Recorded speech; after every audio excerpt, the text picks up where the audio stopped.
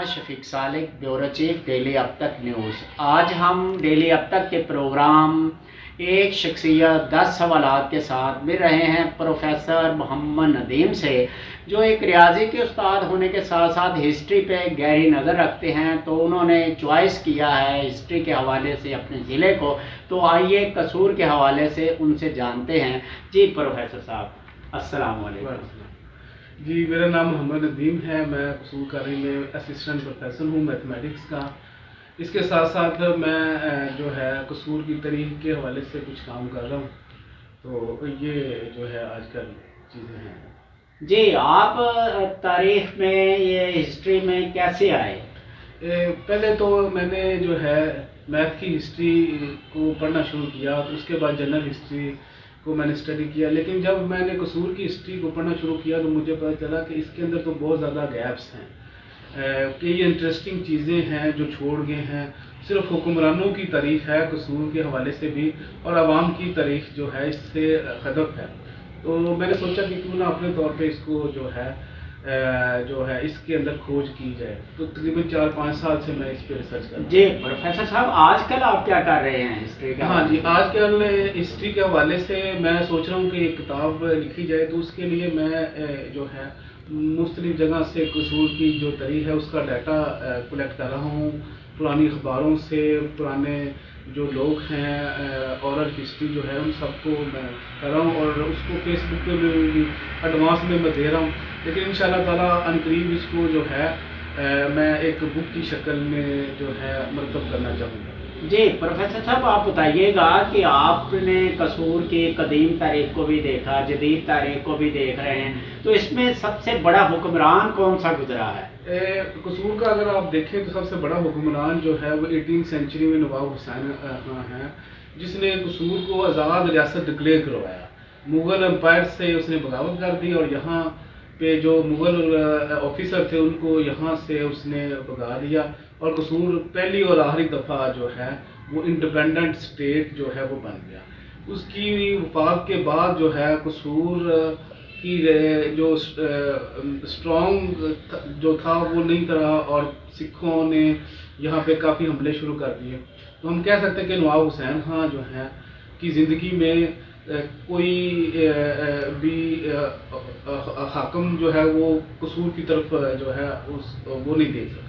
جی آپ پروفیسر صاحب بتائیے گا کہ قصور کون سا دور تھا قصور کے اوپر کہ جب یہ بڑا خوشحال تھا، اس میں لوگ بڑے خوش رہتے تھے، تو اس دور کے بارے میں ذرا اس میں دو چیزیں ہیں۔ اگر تو آپ حکمرانوں کے حوالوں سے جو قصور پہ حاکم تھے اس کا دور دیکھیں تو محمد شاہ رنگیلا کے دور میں یہاں پہ کافی خوشحالی تھی، کیونکہ احمد شاہ ابدالی کے لاہور پہ حملے ہوتے تھے، تو لاہور کی جتنی بھی ہیرے جواہرات اور جائیداد تھی وہ قصور شفٹ کر دیتے تھے، ٹھیک ہے، اور یہاں کے جو افغان پٹھان تھے وہ احمد شاہ ابدالی کا ساتھ دیتے تھے، تو جو لوٹ مار کا سامان ہوتا تھا وہ قصور آتا تھا۔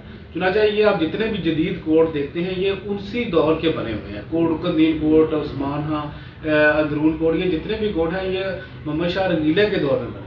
لیکن اگر آپ عوام کی خوشحالی کا دور سمجھتے ہیں تو میرے حساب سے انگریزی جو دور ہے وہ سب سے گولڈن پیریڈ ہے عوام کے لحاظ سے، کیونکہ اسی دور میں نہر جو ہے نہریں یہاں پہ آئیں اور قصور کی سرزمین سیراب ہوئی، اسی دور میں اسکول کھلے، اسی دور میں ڈاک کا نظام آیا، اسی دور میں ریلوے آئے، اسی دور میں ہاسپٹل بنے، تو جتنی بھی آپ آج قصور میں کچھ ترقی دیکھ رہے ہیں وہ اسی انگریزی دور میں ہوئی۔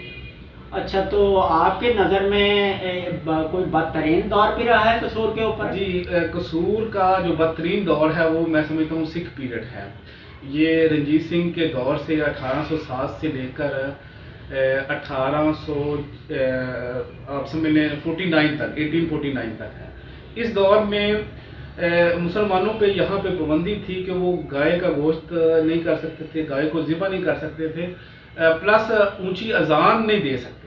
اب کچھ لوگ کہیں جی اس کا ریفرنس، تو اس کا ریفرنس جو ہے معجزۂ پنجاب یہ اسی دور میں لکھی گئی ہے، اس کے اندر اس کا ذکر ہے کہ اچھا پھر جب رنجیت سنگھ نے یہاں پہ حملہ کیا تو بے شمار عورتوں نے یہاں پہ خودکشی کی اپنی جان بچانے کے لیے۔ تو سکھ پیریڈ جو ہے وہ یہاں کا بدترین دور ہے، کیونکہ یہاں پہ سکھوں نے جو ہے لوگوں کے ساتھ ظلم کیے.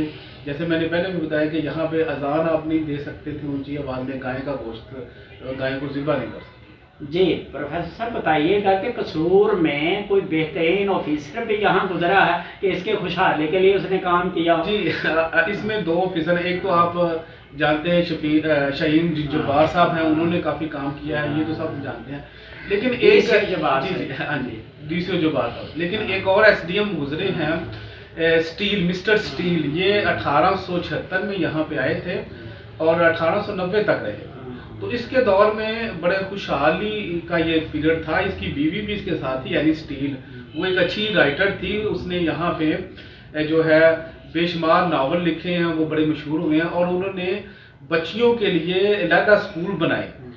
اس کو لیڈی آف قصور بھی کہا جاتا تھا. اور جب وہ یہاں پہ سے گئے تو لوگ بڑے روئے ان کی جو ہے ان کے جانے پہ. تو انہوں نے بہت زیادہ کام کیے ہیں. یہ جو نہر آئی ہے قصور کے اندر، للیانی نہر، اور یہ جو قصور برانچ کی نہر ہے، یہ سارا اسی دور میں ہے. تو یہ اب جو اسٹیل باغ ہے، یہ بھی اسی کے نام سے ہے. جو مسٹر اسٹیل کے نام سے یہ ہمارا جو قصور گارڈن، اب اس کا نام چینج کر دیا ہے، لیکن یہ اسی کے نام سے ہے. تو میں سمجھتا ہوں کہ یہ 2 جو آفیسر ہیں انہوں نے قصور کے لیے بڑا زبردست کام کیا. پروفیسر صاحب آپ رہتے ہیں بابا بلے شاہ کے بالکل ساتھ ہے، تو ہسٹری میں بابا بلے شاہ کے حوالے سے کچھ بتائیے گا.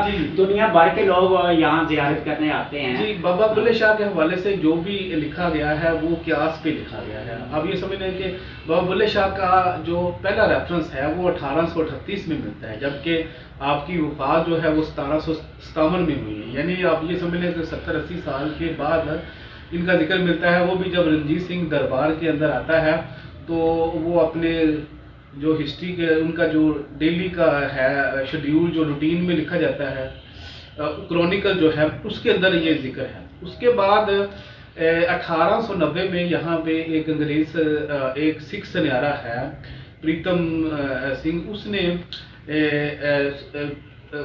قصور میں جو یہاں کے قوال تھے ان سے زبانی جو بابا بلے شاہ کا کلام تھا اس کو قلم بند کیا ہے. پھر اس کے بعد کچھ 15 سال بعد ایک انگریز آفیسر نے اس کو انگریزی میں تحریر کیا. تو یہ کچھ اتھینٹک ریفرنس ہے. اس سے پہلے جو بلے شاہ کے بارے میں ہمیں کچھ نہیں ملتا. یہ ساری جو ہے زبانی کلامی باتیں ہم جو سنتے ہیں وہ بلے شاہ کے حوالے سے سنتے ہیں، اتھینٹک کوئی چیز نہیں. جی پروفیسر صاحب اب ہم آتے ہیں آپ کی شخصیت سے. لوگ بڑا متاثر ہیں کہ آپ کا پہلے وزن 100 سے بھی زیادہ کلو گرام تھا اور اب آپ بڑے فٹ ہیں. اور آپ اس پہ آپ نے ایسے فٹنس کیسے پیدا کی ہے؟ جی پہلے میرا وزن تھا 105 kg اور میری جو ویٹس تھی وہ 42 تھی. اور میں بازار سے اگر کوئی پینٹ لینے جاتا تھا تو دکاندار کہتے تھے ہمارے پاس اتنے سائز کی پینٹ نہیں ہے. پھر میں نے ذرا یوٹیوب سے دیکھا کہ کیا کچھ کام ہو سکتا ہے، وزن کم ہو سکتا ہے. یوٹیوب سے بھی میں نے پھر کافی ریسرچ کی تو میں اس چیز پہ میں کنکلوڈ کیا کہ اگر آپ رننگ کرو نا تو running is effective to reduce your weight. پھر میں نے بھاگنا شروع کیا. پہلے تو میں آدھا کلومیٹر بھاگ کے تھک جاتا تھا اور پرابلم بھی آ جاتی تھی رکنے میں. پھر آہستہ آہستہ یہ اسٹیمنا بڑھتا چلا گیا. پھر حتیٰ کہ میں 20 کلومیٹر تک بھی میں نے بھاگا ہوں اور میں لاہور پیدل گیا ہوں. تقریباً یہ 45 کلومیٹر بنتا ہے. تو اس کا مجھے فائدہ یہ ہوا کہ میرا وزن جو ہے وہ کافی ریڈیوس ہو گیا ہے.